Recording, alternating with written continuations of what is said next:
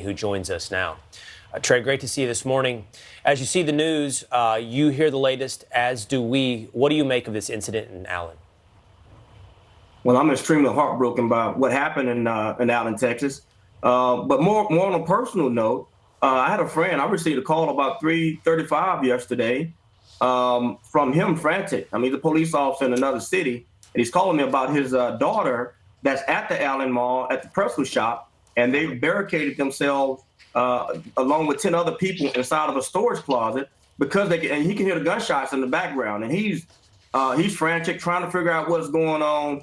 I'm grabbing my gun, trying to shoot to the other side of town so we can get there. And look, it was horrifying. It was horrifying for all of us. And look, the bottom line is we cannot continue to allow this to happen. This is hitting home. There's no way we should be constantly worried about these shooters being able to attack us while we're out shopping and being with our families. That is not going to cut it. Look, I know we've given a lot of credence to our Second Amendment laws, and I'm a Second Amendment pro-gun right guy. But I will tell you, we cannot allow criminals to be running around here with guns, with body armor, and not who they are, know who they are. Look, we had officers that responded. I talked to a couple of officers. I mean, look, I don't know people that have not, police officers that have not worked a scene involving kids. It's one of the most tragic scenes to ever work that anyone could ever see. You don't lose that. So these officers are going to be dealing with mental health issues for the foreseeable future with dealing with dead babies. And that can't happen anymore. I think it's time that we start looking at mental health laws, start looking at gun protection laws. We got to do what we got to do to make sure that the right people have the guns.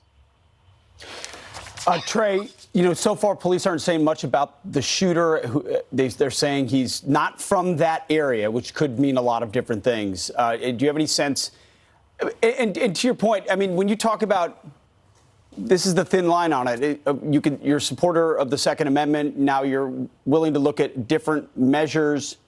What do you mean by that? Because mental illness is a real problem, but we don't know anything about the mental state of this shooter and whether or not they would have passed a background check as well. Absolutely. So look, and that's the fine line. You're hitting it right on the nose. Background checks. We're going to have to. Look, I'm a police officer. I love my guns, but I don't want a person that's mentally ill running around outside of me with his gun. He starts shooting. I don't know that he's critically that he's unstable at that time. He has the potential to take out me and my whole family. No way. We got to know who these people are. I've long argued for looking at behavior, right? We want to mitigate these risks. We need to have, and you know what? We're going to find out once the FBI gets into his online data and they find out what his pre-attack behaviors were. We're going to find out whether this person announced his intentions. And another part of that is when these attackers, they announce their intentions, they typically tell you what their motivations are, what their grievances are, and what they're going to do. The problem with them posting this information online and through social media is that these companies have no mandate to communicate with law enforcement. So we need policies. The last 2 years, I've been testifying before the U.S. House Judiciary, testifying before the Senate Judiciary, trying to get them to do something to prevent these type of shooting attacks from happening. But nobody has moved. Nobody has done anything. And that's why I'm going to be doing everything I can to protect this country from the inside. I'm going to be running for Congress to make sure that we are protecting our police and we are protecting our community.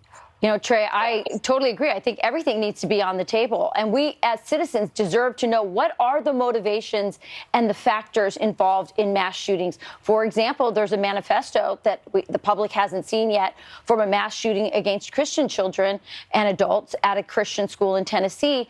And for some reason, that still hasn't been released. I think we ought to look at the issue of fatherlessness. We also ought to look at weed. We know that cannabis increases psychosis by 5 times. So I think everything should be on the table, including what you say, maybe improving background checks. But thank God there was a guy with a gun there to take this guy down. Yeah.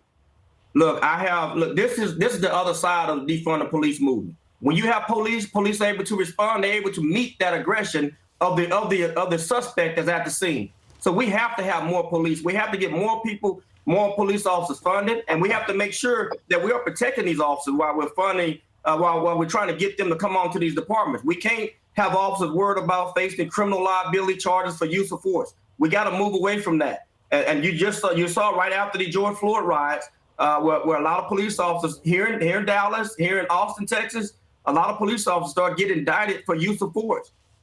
We can't have that. We simply cannot have that, because you're not going to have police wanting to come into this profession if they think that they're going to be prosecuted for doing their job. Trey Penny, thank you so much for being with us this morning. Thank you, Trey. Trey. Thank you for having me.